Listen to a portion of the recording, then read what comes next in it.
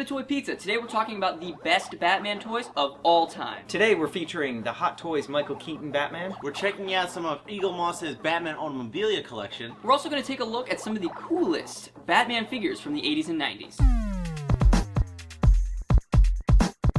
Hot Toys are the premier 12-inch or 1/6 scale toy manufacturer. They are super skilled at nailing the likeness of actors. They're based out of Hong Kong. These are 100% movie-accurate replicas. I saw both Batman movies growing up on VHS because my dad was a huge Batman fan, and it looks exactly like him from the movie. It literally looks like he walked off the screen. My favorite thing about this figure is they nailed the bat symbol in his chest, and that's my favorite Batman logo ever. So what does this figure come with as far as accessories go? Tons of accessories. It comes with a little vial, a batarang, his grappling gun. The grappling gun itself has a magnetic peg which attaches to the belt, alternate hands, and 2 different facial expressions. The real signature feature of this toy is the PERS system, which is a tiny little knob here in back of the head, and that allows you to reposition his eyeballs. Wow, that's creepy. Very creepy. So considering how movie accurate this figure is, what kind of price can I expect? This figure, when it came out, was a couple $100. It is now routinely selling at over $300, sometimes even $400 or $500.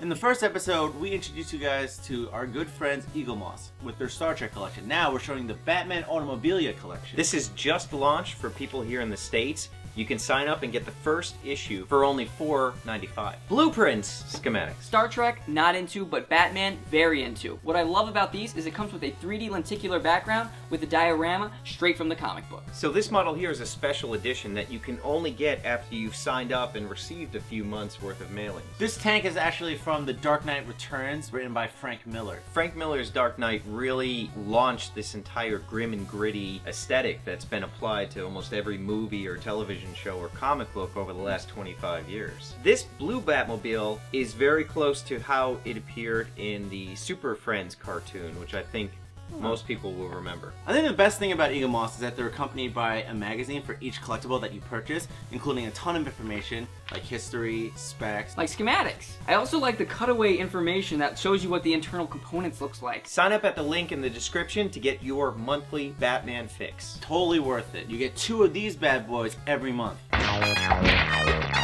So now we take a look at our favorite Batman toys from the 80s and 90s. When the first movie came out, Toy Biz actually had the license for DC, and they released this Batman right here. There's a couple different head variants you'll see. This one is the more chubby face.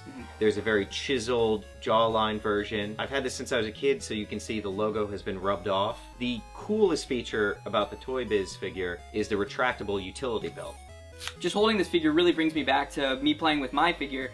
This cape, I have fond memories of trying to put this cape on other action figures. My Batman's probably missing the cape back home. I'm gonna come clean right now. When I was in preschool, I had a community toy bin, and I stole one of the capes for my toy because I lost it. And it was probably my cape.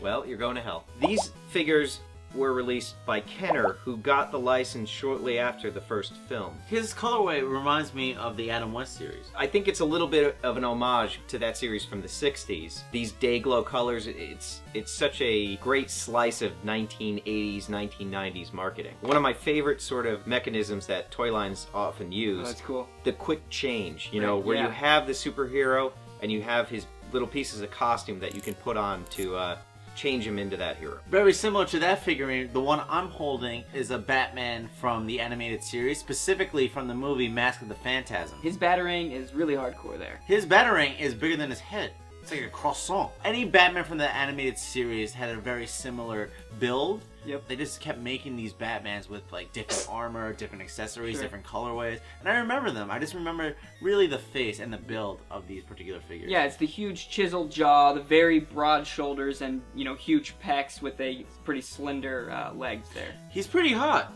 You're basically describing my build.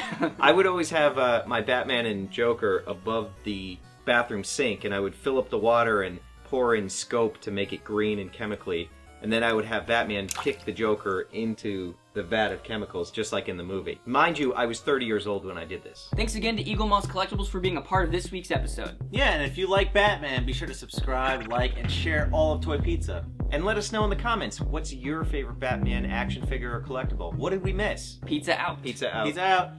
She's so hot. It would just make me sweat profusely. I'd be very nervous to have that toy in my collection. When Meow. is Hot Toys gonna make a Michelle Pfeiffer? Yes, that's what I want to know. None of your goddamn business.